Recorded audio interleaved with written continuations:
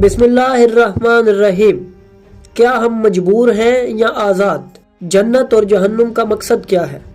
اگر اللہ سب کچھ خود کروا رہا ہے تو پھر انسان گناہ کیوں کرتا ہے؟ اگر ہر چیز اللہ کی مشیت سے ہوتی ہے تو قیامت کے دن حساب کتاب کیسا ہوگا؟ اگر آپ سب انہی سب سوالات کے جوابات جاننا چاہتے ہیں تو جڑے رہیے ہمارے ساتھ اس ویڈیو میں۔ ناظرین، یہ وہ سوالات ہیں جو صدیوں سے لوگوں کو حیران کیے ہوئے ہیں۔ فلسفی، متکلمین، دانشور سب نے اس پر بحث کی، مگر جس انداز میں اہل بیت علیہم السلام نے اس عقیدے کو سلجھایا وہ کسی اور سے ممکن نہ تھا۔ ان کے دیے گئے جوابات ایسے ہیں کہ ایک عام آدمی بھی انہیں سمجھ سکتا ہے اور ایک عظیم فلسفی بھی ان کی گہرائی میں کھو سکتا ہے۔ چلیے دیکھتے ہیں کہ امام جعفر صادق علیہ السلام نے اس مسئلے کو کیسے واضح کیا۔ جب ہم کتب و احادیث کا مطالعہ کریں تو ہمیں ملتا ہے کہ ایک شخص امام جعفر صادق علیہ السلام کی خدمت میں آیا اور عرض کی، یا مولا، کیا اللہ نے ہمیں گناہ پر مجبور کیا ہے؟ امام نے فرمایا، نہیں، ایسا ہرگز نہیں ہے۔ اس شخص نے پھر پوچھا، تو کیا اللہ نے تمام امور ہمارے سپرد کر دیے ہیں اور وہ ہمارے معاملات میں کوئی مداخلت نہیں کرتا؟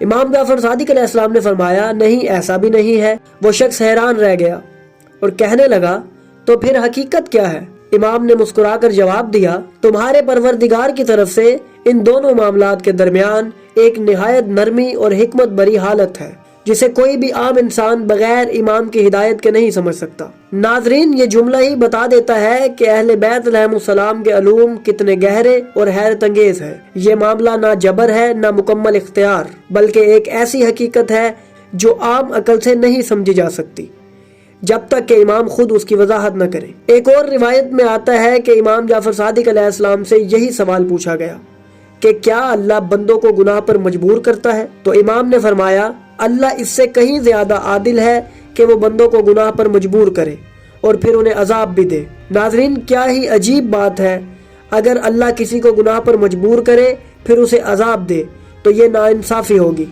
اور اللہ تو عدل کا سرچشمہ ہے، اس سے یہ ممکن نہیں۔ پھر اس راوی نے عرض کی، یا مولا، اگر اللہ مجبور نہیں کرتا تو کیا تمام معاملات بندوں کے اختیار میں دے دیے گئے ہیں؟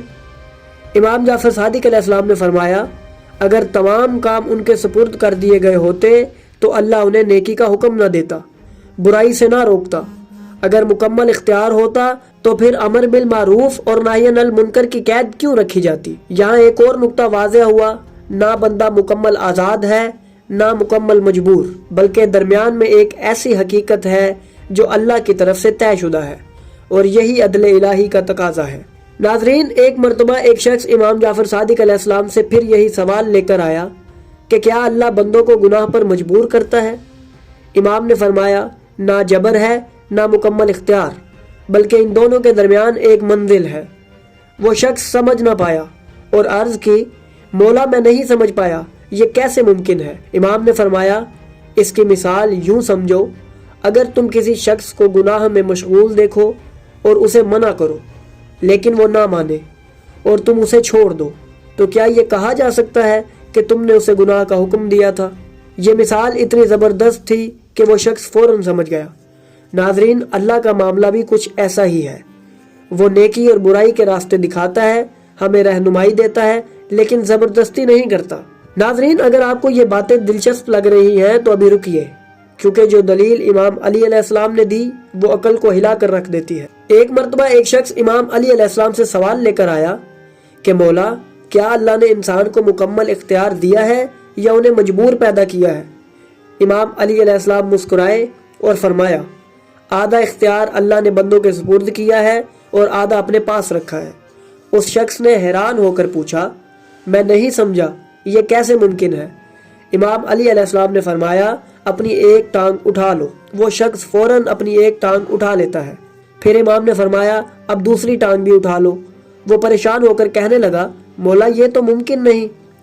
امام مسکرائے اور بولے، یہی حقیقت ہے، کچھ چیزیں تمہارے اختیار میں ہیں اور کچھ تمہارے اختیار سے باہر ہیں، لہٰذا جو کام تمہارے اختیار میں ہے اللہ اسی کے متعلق تمہارے سے سوال کرے گا۔ ناظرین، کیا ہی عجیب نقطہ ہے، انسان مکمل مجبور بھی نہیں اور مکمل آزاد بھی نہیں۔